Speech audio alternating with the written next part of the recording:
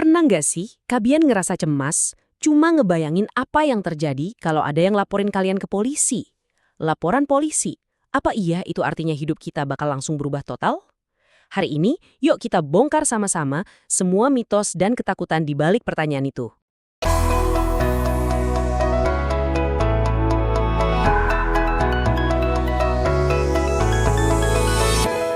Oke, kita langsung aja ke intinya ya. Pertanyaan yang satu ini nih, apakah semua laporan polisi pasti berujung pidana? Wow, ini sumber kekhawatiran banyak orang. Dan jawabannya, mungkin nggak seperti yang kalian kira selama ini. Nah, ini dia salah kaprah terbesarnya. Banyak banget yang percaya sekali nama kita masuk laporan polisi, udah pasti kita ini penjahat.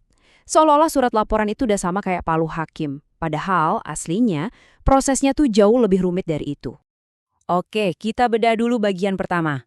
Anggapan kalau laporan polisi itu sama aja dengan vonis bersalah. Kenapa sih anggapan ini bahaya banget? Coba deh perhatiin gambar ini. Di sebelah kiri itu realita hukumnya. Sebuah laporan itu cuma gerbang awal yang sifatnya netral. Tapi, lihat yang kanan. Nah, ini yang sering terjadi di dunia nyata. Vonis sosial. Jari-jari yang menunjuk, bisik-bisik, penghakiman, seseorang bisa langsung dicap salah padahal proses hukum yang adil bahkan belum dimulai. Dan disinilah masalahnya. Vonis dari masyarakat ini kan bikin panik. Akhirnya orang jadi takut, bertindak gegabah, dan malah sering bikin kesalahan yang ngerugiin diri sendiri. Cuma karena ngerasa udah dihakimi duluan sama dunia.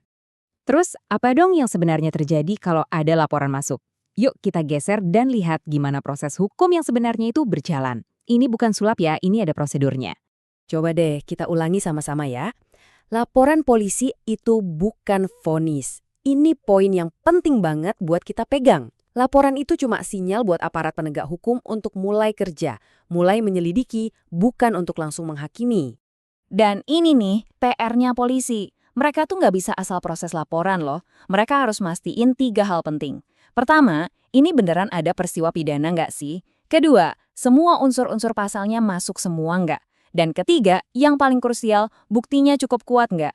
Kalau 3 ini nggak terpenuhi, ya laporannya nggak bakal bisa lanjut ke tahap berikutnya. Nah, ini ngebawa kita ke sebuah prinsip yang lebih mendalam di dunia hukum. Semacam filosofi yang ngejaga hukum biar tetap adil gitu. Penting buat diingat ya, nggak semua masalah itu solusinya borgol. Ada sengketa perdata soal utang piutang, ada masalah administrasi, dan banyak banget masalah yang sebenarnya bisa kelar cuma dengan duduk bareng dan ngobrol baik-baik. Hukum pidana itu punya tempatnya sendiri. Prinsip ini punya istilah keren yang penting banget buat kita tahu, ultimum remedium. Artinya gampang kok, hukum pidana itu jalan terakhir, bukan senjata pertama yang langsung dikeluarin setiap kali ada masalah. Anggap aja ini tuh obat pamungkas bukan vitamin harian. Coba deh, kita renungin kalimat ini. Bayangin kalau setiap berantem, setiap salah paham, setiap sengketa bisnis, semuanya langsung dipidanain. Wah, bisa-bisa penjara penuh, dan makna keadilan yang sebenarnya malah hilang. Terus gimana caranya kita bisa ngadepin dunia hukum yang kelihatannya rumit ini tanpa harus takut? Nah, disinilah edukasi itu perannya jadi penting banget.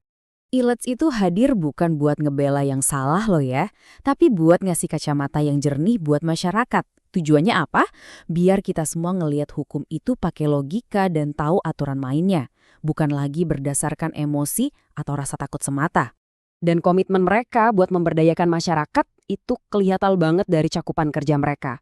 Mulai dari advokasi hukum pidana dan perdata, edukasi hukum biar kita semua melek digital, sampai pendampingan buat masalah kerja, bahkan konsultasi buat bisnis dan pribadi. Lengkap kan? Nah, ini dia intinya. Kenapa sih semua ini penting banget? Karena gini, kalau kita paham hukum, kita tuh nggak gampang ditakut-takutin, nggak gampang dimanipulasi. Pengetahuan itu jadi tameng terbaik kita.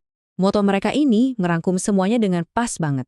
Dengan nguatin cara kita berpikir soal hukum, kita itu sebenarnya lagi ikut ngejaga api keadilan biar terus nyala.